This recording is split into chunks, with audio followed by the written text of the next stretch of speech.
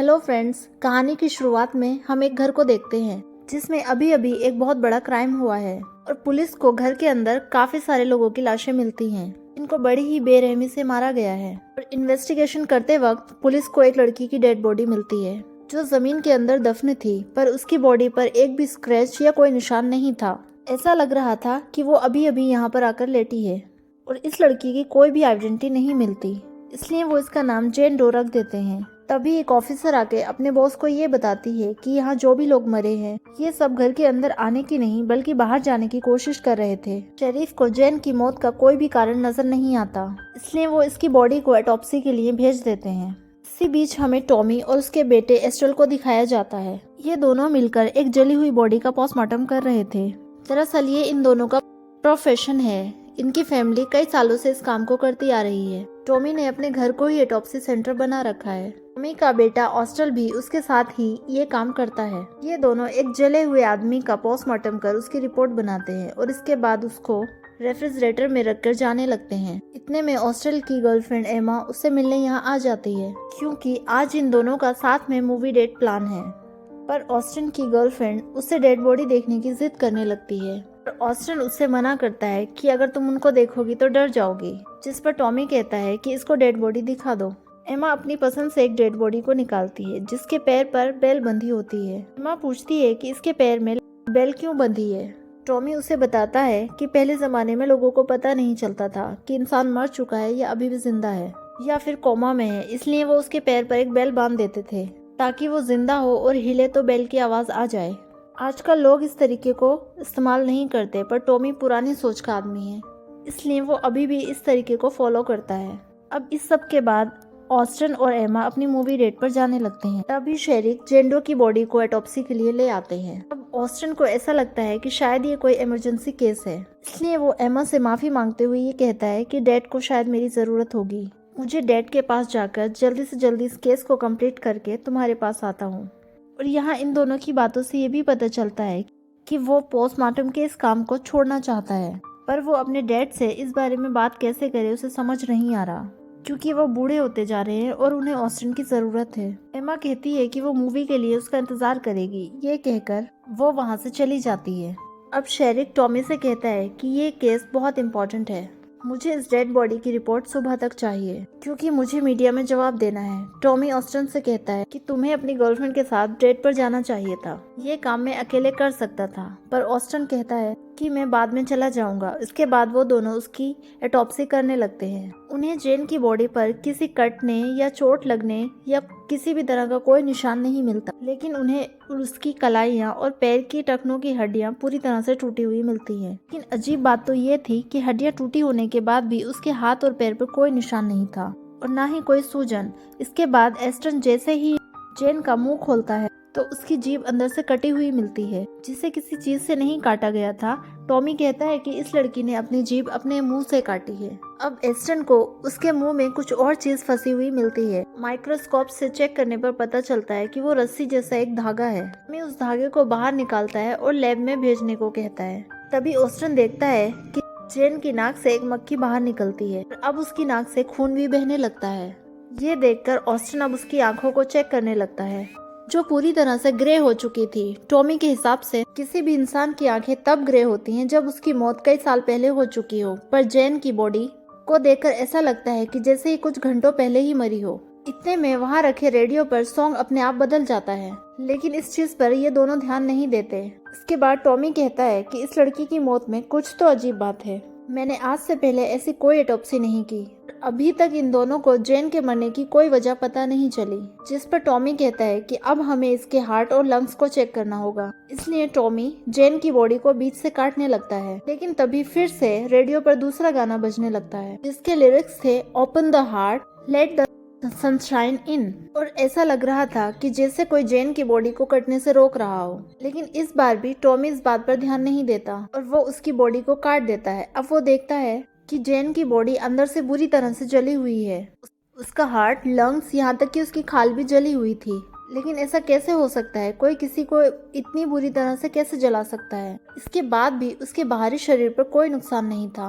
ये बात टॉमी और एस्टन को अजीब लगती है। अभी एस्टन को एसी पाइप में से कुछ आवाज आने लगती है। वो जाकर देखता है तो पाइप में उसको एक बिल्ली मरी हुई मिलती है। टॉमी और ऑस्टन अपनी बिल्ली को जलाकर वापस अपने काम पर ध्यान देते हैं। इस बार टॉमी जेन के पेट को चीरने लगता है और उसके अंदर से उन्हें एक फ्लावर मिलता है। बुक में चेक करने से पता चलता है कि वो फ्लावर किसी भी इंसान को पैरालाइज कर सकता है, लेकिन इस फ्लावर का यहाँ मिलना बहुत रेयर है क्योंकि ये सिर्फ नॉर्थ ईस्टर्न कंट्रीज में पाया जाता है और अब तो शायद मिलता भी नहीं है। लेकिन टॉमी को ये जरूर पता चल जाता है कि जेन शायद नॉर्दर्न ईस्ट कंट्री से बिलोंग करती है। इसके बाद टॉमी जेन के पेट को और गहरा काटता है तो उसे एक काफी पुराना कपड़ा मिलता है जिसके अंदर जेन के टूटे हुए दांत होते हैं और उस कपड़े पर एक अजीब सा सिंबल बना हुआ था। उस पर कुछ रोमन नंबर भी लिखे हुए थे। इसी बीच रेडियो में भी बार बार सॉन्ग चेंज होते रहते हैं। अब ऑस्टन को एक अजीब सी वाइब आने लगती है, इसलिए वो अपने डैड से ये ऑटोप्सी सुबह करने को कहता है। तभी टॉमी को जेन की स्किन पर कुछ अजीब सा दिखता है। वो उसकी पूरी स्किन को बॉडी से उतार देता है और ये देखकर दोनों हैरान हो जाते हैं क्योंकि उसकी पूरी बॉडी पर वही सिंबल बना था जो उस कपड़े पर थे। इस पर ऑस्टन कहता है कि ऐसा कैसे हो सकता है कि कोई उसकी अंदरूनी स्किन पर ऐसा सब लिख दे, ये तो इम्पॉसिबल है। तभी अचानक से यहाँ की सारी लाइट फूटने लगती हैं। अब इन दोनों को कुछ समझ नहीं आता कि ये क्या हो रहा है। टॉमी बैकअप लाइट ऑन करता है और वो देखता है कि यहाँ से सारी डेड बॉडीज गायब हो चुकी हैं। वो ऑस्टन से इस जगह से फौरन बाहर जाने को कहता है कि यहाँ कुछ तो गड़बड़ है जो हम नहीं समझ पा रहे हैं। ये दोनों यहाँ से बाहर निकलने लगते हैं लेकिन लिफ्ट काम नहीं करती। ये सीढ़ी का इस्तेमाल करते हैं पर उस पर भी एक पेड़ गिरने की वजह से रास्ता ब्लॉक हो जाता है। टॉमी अपने ऑफिस रूम में जाकर डोर लॉक करता है और पुलिस को फोन करने की कोशिश करता है पर नेटवर्क नहीं होने की वजह से बात नहीं हो पाती। तभी इन दोनों को बाहर से बेल बजने की आवाज आती है जिसको सुनकर ये दोनों डर जाते हैं क्योंकि बेल सिर्फ डेड बॉडीज के पैरों पर बंधी थी। और तभी टॉमी को अचानक से एक चीज पीछे की तरफ खींच लेती है जिससे उसके पेट पर चोट लग जाती है। ऑस्टन टॉमी को उठाता है और उसे कहता है कि ये सब जेन की बॉडी की वजह से हो रहा है। हम उसकी बॉडी को काटने की कोशिश कर रहे थे तो वो किसी तरह से हमें रोकने की कोशिश कर रही थी। ये सब वही कर रही है। उसकी बॉडी से हमें जो भी चीजें मिली थी उस सबको देखकर तो यही लगता है कि शायद उसके साथ कोई रिचुअल किया गया है, इसी की वजह से वो ये सब कर रही है। ये दोनों वापस ऑटोप्सी रूम में जाते हैं। तभी रूम का दरवाजा बंद हो जाता है और बेल की आवाज आने लगती है। जब ऑस्टन दरवाजा कुल्हाड़ी से तोड़कर बाहर देखता है तो इन दोनों की रूह कांप जाती है क्योंकि बाहर वही डेड बॉडी खड़ी थी जिसका इन्होंने पोस्टमार्टम किया था। इसके बाद ये दोनों जेन की बॉडी को जलाने का फैसला करते हैं और जैसे ही ये दोनों उसकी बॉडी में आग लगाते हैं उसकी बॉडी आग को अपने अंदर खींच लेती है।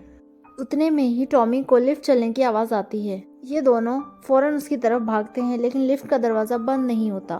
टॉमी को अपनी ओर एक परछाई आती नजर आती है और वो बिना कुछ सोचे समझे ऑस्टन के हाथों से कुल्हाड़ी लेकर उस परछाई पर वार कर देता है। और जब ये बाहर जाकर देखते हैं तो ऑस्टन को उसकी गर्लफ्रेंड एमा की लाश बाहर पड़ी नजर आती है। इसका मतलब वो परछाई किसी और की नहीं बल्कि एमा की थी। टॉमी ऑस्टन से माफी मांगता है और उसे दोबारा लिफ्ट में लेकर जाता है क्योंकि ऑस्टन एमा की मौत से बहुत दुखी होता है। टॉमी ऑस्टन को संभालते हुए कहता है कि हमें जल्द से जल्द जेन के बारे में और जानना होगा कि वो कौन है और कैसे मरी, वरना वो हमें जल्द ही मार डालेगी। अब ये दोनों फिर से ऑटोप्सी रूम में आ जाते हैं और उसकी ऑटोप्सी करने लगते हैं। इस बार ये उसके सर को काटकर उसके ब्रेन को चेक करते हैं। टॉमी देखता है कि उसके ब्रेन सेल अभी तक जिंदा है, यानी जेन अभी तक जिंदा है, वो मरी नहीं है। और शायद यही कारण था कि उसके मरने का कारण पता नहीं चल रहा था। अब टॉमी उस कपड़े को भी ध्यान से चेक करता है जहाँ टॉमी को उस पर लिविटिकस 20 लिखा दिखता है। लिविटिकस 20 बाइबल में लिखा एक चैप्टर है जो विच को मारने के बारे में है। अब टॉमी बाइबल के उस चैप्टर को पढ़ता है जिसमें टॉमी को पता चलता है कि 16th सेंचुरी में कई मासूम लड़कियों को विच समझ के मार दिया गया था और जेन उन्हीं मासूम लड़कियों में से एक है जो 16th सेंचुरी से अभी तक जिंदा है और अपने इस दर्द को सह रही है जिसकी वजह से वो अब एक विच बन चुकी है। और जब हमने उसका शरीर, पेट और दिमाग चीरा तब वो जिंदा थी। उसको दर्द हो रहा था इसलिए अब वो हमसे बदला ले रही है।